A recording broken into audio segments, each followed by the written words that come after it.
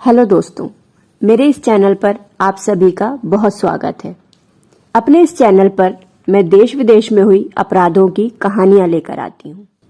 आज मैं आपको दिल्ली के उस साइको किलर की कहानी सुनाऊंगी जिसको दिल्ली का कसाई भी कहा जाता है। हाल ही में उसकी जिंदगी पर एक वेब सीरीज भी बनाई गई, Indian predator the butcher of Delhi. इस कहानी की शुरुआत होती है 20 अक्टूबर 2006 से, जब तिहाड़ जेल में कैदियों को एक कॉल आता है और कॉल की दूसरी तरफ से इंसान कहता है कि तिहाड़ जेल के गेट नंबर 3 पर एक टोकरी में एक लाश को रखा गया है।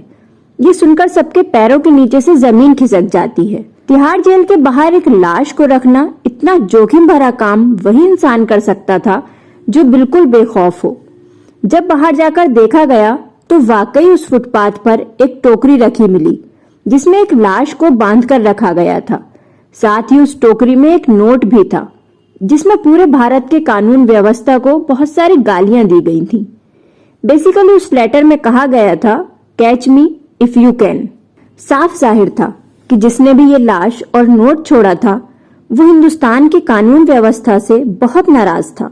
इसके बाद पुलिस एक्शन में आ जाती है, इन्वेस्टिगेशन शुरू होती है। सबसे पहले उस कॉल को ट्रेस किया जाता है जो 20 अक्टूबर को किया गया था।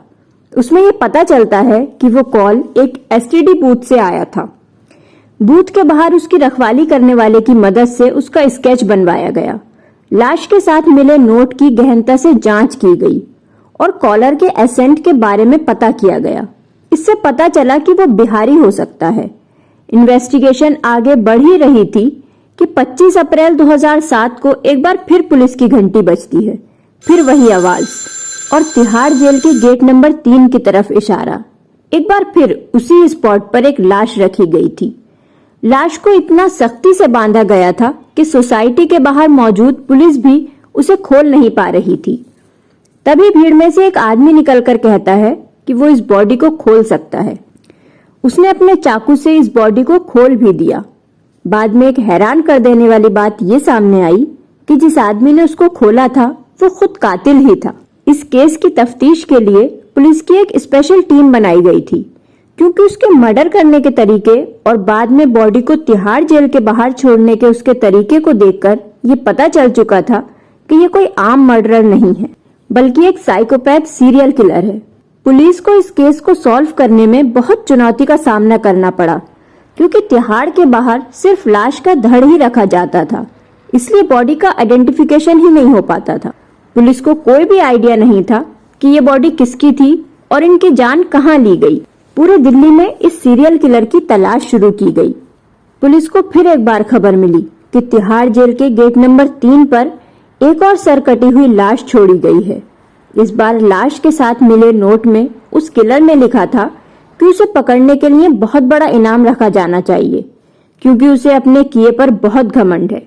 उसने ये भी लिखा कि वो 7-8 सालों से मर्डर कर रहा है और जब वो मर्डर नहीं करता है तो उसका दिमाग खराब हो जाता है।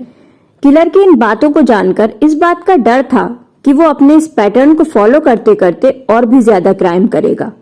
दूसरी तरफ पुलिस पर इस केस का तनाव बढ़ता जा रहा था कि तभी उन्हें याद आया कि 1998 में एक ऐसा ही केस हुआ था जब तिहाड़ जेल के बाहर एक सर कटी हुई लाश मिली थी और बॉडी के बाकी पार्ट्स को जगह जगह फैलाया गया था। इस केस में एक सस्पेक्ट को गिरफ्तार भी किया गया था, लेकिन सबूत न मिलने के चलते ये केस सिर्फ 3 साल तक ही चल पाया और पुलिस को मजबूरन इस केस को बंद करना पड़ा।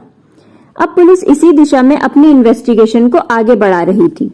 तभी पुलिस के जासूस से ये पता चला कि आजाद नगर में उसी हुलिये का एक इंसान एक डॉक्टर के क्लिनिक में रेगुलरली विजिट करता है। अगले दिन पुलिस उस डॉक्टर की क्लिनिक पर पहुंचती है और डॉक्टर से इंक्वायरी करती है। इंक्वायरी करने के बीच ही अगले दिन का अपॉइंटमेंट फिक्स करने के लिए किलर का कॉल आता है। डॉक्टर को पूछने के बाद ये पता चला कि उस इंसान का नाम चंद्रकांत झा था। चंद्रकांत की 5 बेटियां थीं। उसी डॉक्टर ने उसकी सारी बेटियों की डिलीवरी भी की थी। चंद्रकांत ने डॉक्टर के साले को भी मारने की कोशिश की थी।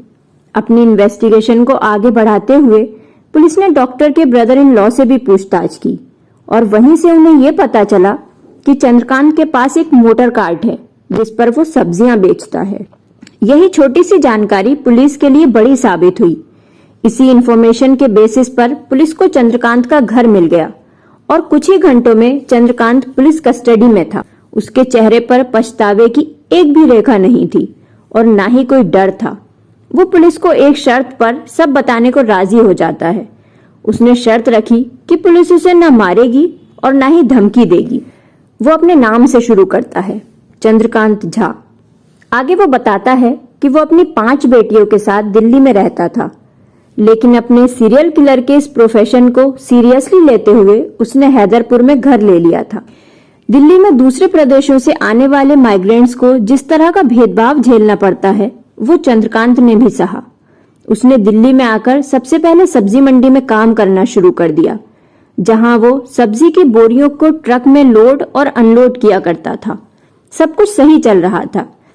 एक दिन एक गुंडा एक बेगुनाह आदमी को बहुत मार रहा था और चंद्रकांत ने उसके खिलाफ आवाज उठा दी, लेकिन आवाज उठाने पर उस गुंडे ने चंद्रकांत को ही मार दिया।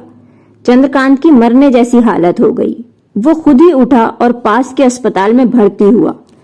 जिस रात लोकल गुंडे ने उसकी ये हालत की, उसी रात अपनी अधमरी हालत में उसने तय कर लिया था कि इसके आगे वो किसी को भी खुद पर हक नहीं जमाने देगा।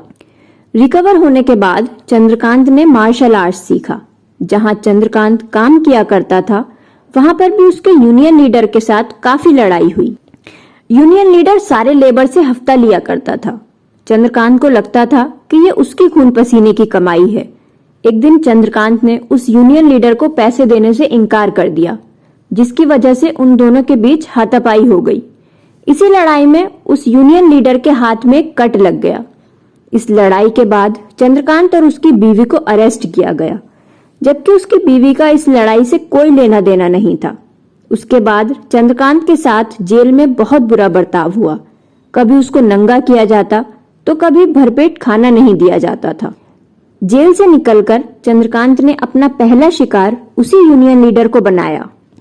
1998 में जो बॉडी तिहाड़ जेल के बाहर मिली थी वो उसी यूनियन लीडर की थी और इस तरह मर्डर का ये सिलसिला शुरू हो गया।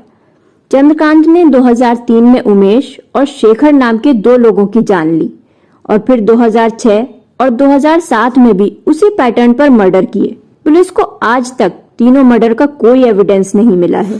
पुलिस को चंद्रकांत द्वारा किए गए आखिरी मर्डर का सबूत तब मिला जब चंद्रकांत ने उनसे कहा कि उसने सरकटी लाश का सर यमुना रिवर में डाला है। उसने बताया कि वो इन सारे लोगों को मारकर उनको सजा दिया करता था और अपने पापों को धोने के लिए उनके सर को यमुना रिवर में फेंक देता था।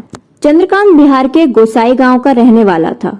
वहां के लोग उससे बहुत डरते थे क्योंकि वो बहुत गुस्सैल प्रवृत्ति का इंसान था। छोटी छोटी बातों पर भड़क जाता था, जैसे कोई झूठ बोल दे या घर में मांस खा ले। चंद्रकांत के मर्डर करने का तरीका बहुत ही अलग था। वो जिनका मर्डर करने का प्लान बनाता तो पहले उनसे दोस्ती करता, फिर उनकी मदद के लिए हाथ आगे बढ़ाता और मौका मिलते ही उन्हें मार देता था। चंद्रकांत के गांव के भिड़ू जादव भी उसके इस ट्रैप में फंस गए थे। जब भिड़ू जादव चंद्रकांत के घर पहुंचते हैं तो उन्होंने देखा कि वहां और 2 लोग बेरहमी से बंधे हुए हैं, लेकिन भिड़ू जादव ने अपनी होशियारी दिखाते हुए अपने साथ बाकी के 2 लोगों की भी जान बचाई। उसमें से एक थे अनिल मंडल, जिन्होंने चंद्रकांत के कमरे से उसका कैमरा ले लिया था। ये वही कैमरा था जिसमें वो अपने हर शिकार की फोटोज लेता था। अपनी कहानी बताते वक्त चंद्रकांत झा के चेहरे पर बिल्कुल भी डर या पछतावा नहीं था। अब सवाल ये उठता है कि चंद्रकांत को इतना भयानक सीरियल किलर किसने बनाया। चंद्रकांत ने बताया कि उसकी माँ उसको बहुत ज्यादा नजरअंदाज करती थी और बचपन से ही हमेशा उसकी आवाज को दबाया जाता था। फिर दिल्ली आने के बाद चंद्रकांत के साथ जो भी हुआ, उसने चंद्रकांत को हिंसक इंसान से एक कसाई बना दिया। चंद्रकांत आज भी जेल की सलाखों के पीछे अपनी सजा काट रहा है। आपको आज की हमारी ये कहानी कैसी लगी, हमें कमेंट सेक्शन में जरूर बताइएगा। तब तक के लिए अपना ख्याल रखिए। धन्यवाद।